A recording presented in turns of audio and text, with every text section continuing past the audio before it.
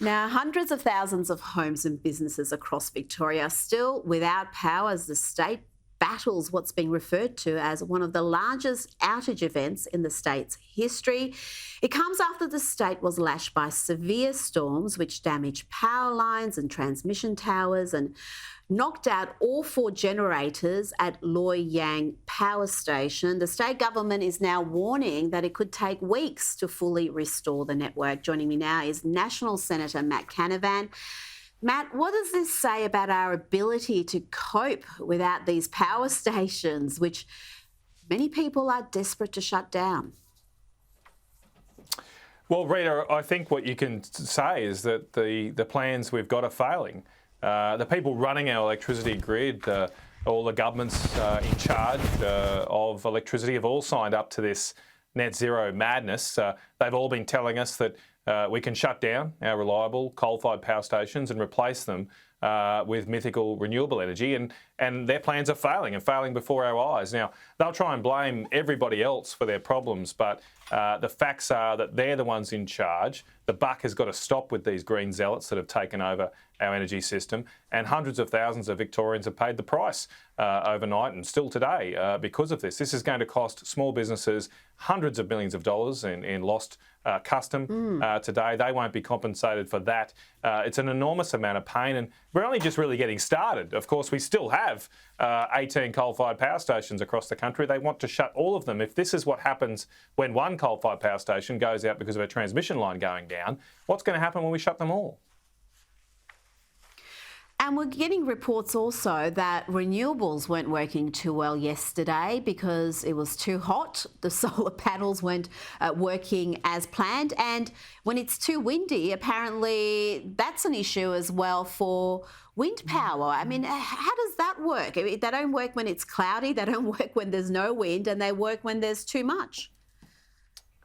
Yeah, well, look, the wind turbines have had to put in new settings when it's too windy to shut down, because that's played a role. It contributed to the South Australian black event, you might remember, back in 2016, where the whole state went off. A big part of the reason the whole state went off was because the wind generators didn't operate properly, and it caused the system to trip.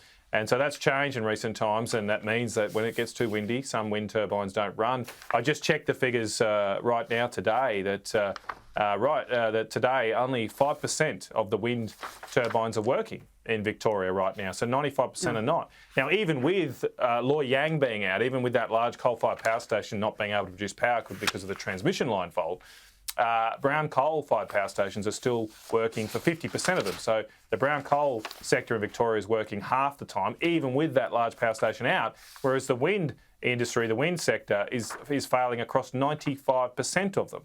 So, I mean, we're going to hear a lot of the green zealots over the next few weeks blame coal-fired power for this result. But it's actually the renewable energy that once again has not been there, can't be relied on during a crisis. We've got to get back to building power stations that we can rely on. We haven't done that for more than a decade. We're seeing the consequences of that now. It's only going to get worse the longer we delay building a new coal-fired power station, building a high-efficiency, low-emission coal-fired power station in this country, so that we can get back to having not just reliable power, but affordable power too, for you to pay your bills and afford them, and to keep our manufacturing industry in Australia. Now, you talked about not having new coal power plants being built, but are we even maintaining the existing ones properly? And one can understand why perhaps that maintenance isn't happening when they're all planning to close them. Why would you invest tens of millions, maybe hundreds of millions, maintaining an asset that is set to close? Well, exactly right, Rita. Just think about your own circumstances. If the government told you that, hey, look, that car you've got, we're going to ban it in a few years' time. You won't be able to use it. You won't be able to drive it in a few years' time. You're probably not going to change the oil that much. You're probably not going to get the big services done because why bother pay for that if the whole machine's going to be scrapped within a few years? And that's the situation facing coal-fired power station owners now, where the government's saying we're going to forcibly take your station off the market. Why would they spend sometimes hundreds of millions of dollars doing the overhauls that are usually needed? Now it seems like this lack of maintenance probably caused the Callide explosion a couple of years ago. We still don't have a report from the Queensland government, they're the owners or part owners of that power station. We still don't have a proper report on what happened at that power station.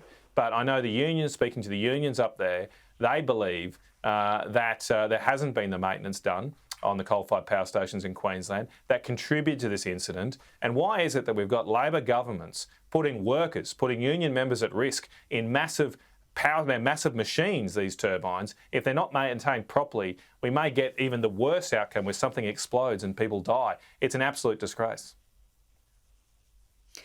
What role is gas going to play in our energy strategy? Is that a solution if we don't have nuclear power, if we're determined to self-harm and close down coal? Could gas be that backup? Because we are sitting on plenty of gas reserves. Some suggest hundreds of years' worth of gas reserves. Well, gas is great, and gas can provide reliable power. There's a key problem with gas. One key issue. When it's in the ground, it can't generate power. You've actually got to bring it up from under the surface for it to be any kind of solution. And of course, in Victoria, not only did Victoria ban fracking in their state, they've actually made it part of their constitution to not have fracking. So it's in the Victoria's constitution now, it's habeas corpus, equality before the law, and no fracking. that's the principle on which Victoria is being destroyed right now. They're losing businesses. We saw this week businesses are fleeing Victoria. It was the manufacturing heartland of our nation. It's just so sad to see it be destroyed before our eyes. And so we've got to develop our gas. But even then, I would say it's important about how expensive that gas is. So gas prices now in Australia are typically over $10 a gigajoule. The brown coal in the Latrobe Valley can be mined for 50 cents a gigajoule, a 20th of the price. And this is the detail that unfortunately gets missed a lot in our superficial discussion on energy, that people don't understand that just switching to different technologies can have enormous impacts on how much it costs for you to pay for your electricity. And of course, in the case of a state like Victoria, how much factories pay. And if the factories aren't competitive, if we can't get cheap energy prices, we will lose those manufacturing jobs. They'll go overseas and we'll just have to import more things from China.